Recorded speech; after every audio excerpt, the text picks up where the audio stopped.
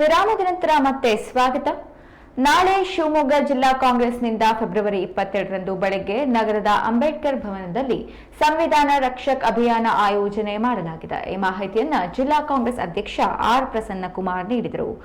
ಅಂಬೇಡ್ಕರ್ ಅವರು ನೀಡಿರುವ ಸಂವಿಧಾನವನ್ನ ರಕ್ಷಣೆ ಮಾಡಬೇಕು, ಈ ನಿಟ್ಟಿನಲ್ಲಿ ಈ ಕಾರ್ಯಕ್ರಮ ಹಮ್ಮಿಕೊಳ್ಳಲಾಗಿದೆ ಎಂದು ತಿಳಿಸಿದರು. ಸಂವಿಧಾನ ರಕ್ಷಕ್ ಅಭಿಯಾನವನ್ನ ಶಿವಮೊಗ್ಗ ಜಿಲ್ಲೆಯಲ್ಲಿ ನಮ್ಮ ಎಸ್ಸಿ ಘಟಕ, ಅಲ್ಪಸಂಖ್ಯಾತ ಘಟಕ, ಹಿಂದುಳಿದ ಘಟಕ ಮತ್ತು ಎಸ್ಟಿ ಘಟಕದ ವತಿಯಿಂದ ಈ ಒಂದು ಕಾರ್ಯಕ್ರಮವನ್ನು ನಾಳೆ ಹಮ್ಮಿಕೊಂಡಿದ್ದೀವಿ. ಏನು ಈ ಕಾರ್ಯಕ್ರಮದ ಹಮ್ಮಿಕೊಂಡಿರೋ ಉದ್ದೇಶ ಏನು ಅಂತ ಹೇಳಿದ್ರೆ, ನಾವು ಬೆಳಗಾವಿಯಲ್ಲಿ ನಡೆಸಿದಂಥ ಜೈ ಬಾಪು, ಜೈ ಭೀಮ್, ಜೈ ಸಂವಿಧಾನ್ ಒಂದು ದೊಡ್ಡ ಸಮಾವೇಶವನ್ನು ಮಾಡಿದ್ವಿ. ಗಾಂಧೀಜಿಯವರು 1924ರಲ್ಲಿ ಬೆಳಗಾವಿಗೆ ಬಂದು ಕಾಂಗ್ರೆಸ್ ಅಧಿವೇಶನದ ಅಧ್ಯಕ್ಷತೆಯನ್ನು ವಹಿಸಿ ಅವರ ಅಧ್ಯಕ್ಷತೆಯಲ್ಲಿ ನಡೆದ ಏಕೈಕ ಅಧಿವೇಶನ ಅದು. ಆ ಅಧಿವೇಶನದಲ್ಲಿ ಬಂದು ಕಾರ್ಯಕ್ರಮವನ್ನು ಮಾಡಿದ್ರು. ಆ ನೆನಪಿಗೆ 100 ವರ್ಷ ಆದ ಮೇಲೆ ಆ ಕಾರ್ಯಕ್ರಮವನ್ನು ನೆನಪು ಮಾಡ್ಕೊಳ್ಳುವಂಥ ಕೆಲಸ.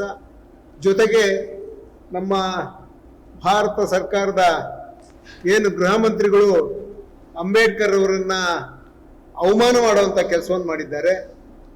ಈ ಸಂವಿಧಾನವನ್ನು ಬದಲಾವಣೆ ಮಾಡಬೇಕು ಅನ್ನೋ ಮಾತುಗಳನ್ನೆಲ್ಲ ಆಡ್ತಾ ಇದ್ದಾರೆ. ಹಾಗಾಗಿ ನಾವು ಈ ಸಂವಿಧಾನವನ್ನು ಉಳಿಬೇಕು, ಬಾಪು ಅವರು ಕೊಟ್ಟಂಥ ಸಂದೇಶಗಳು ಇರಬೇಕು. ಏನು ಅಂಬೇಡ್ಕರ್ ಅವರು ಇವತ್ತು ನಮಗೆ ಈ ಸಂವಿಧಾನವನ್ನು ಕೊಟ್ಟಿದ್ದಾರೆ, ಆ ಸಂವಿಧಾನ ರಕ್ಷಣೆ ಮಾಡಬೇಕು ಅಂತೇಳಿ 1 ವರ್ಷಗಳ ಕಾಲ ನಮ್ಮ AICC ಅವರು ಈ ಒಂದು ಕಾರ್ಯಕ್ರಮಗಳನ್ನು ಹಮ್ಮಿಕೊಂಡಿದ್ದಾರೆ.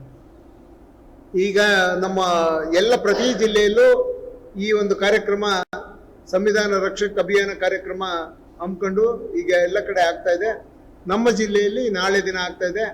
ನಾಳೆ ಬೆಳಿಗ್ಗೆ 9:00 ಏನು ಗಾಂಧೀಜಿಯವರ ಪ್ರತಿಮೆಗೆ ಮಾಲಾರ್ಪಣೆ ಮಾಡೋದ್ರ ಮೂಲಕ, ಅಲ್ಲಿಂದ ಮೆರವಣಿಗೆ ಮೂಲಕ ಅಂಬೇಡ್ಕರ್ ಕಾರ್ಪೊರೇಷನ್ನಲ್ಲಿ ಇರುವಂಥ ಅಂಬೇಡ್ಕರ್ ಪ್ರತಿಮೆಗೆ ಮಾಲಾರ್ಪಣೆ ಮಾಡಿ ಶಿವಪ್ಪ ನಾಯಕ ಸರ್ಕಲ್ನಿಂದ ಅಮೀರ್ ಅಹಮದ್ ಸರ್ಕಲ್ನಿಂದ ಗೋಪಿ ಸರ್ಕಲ್ ಬಂದು ಅಲ್ಲಿಂದ ಅಂಬೇಡ್ಕರ್ ಭವನದಲ್ಲಿ ಈ ಕಾರ್ಯಕ್ರಮ ಇದೆ.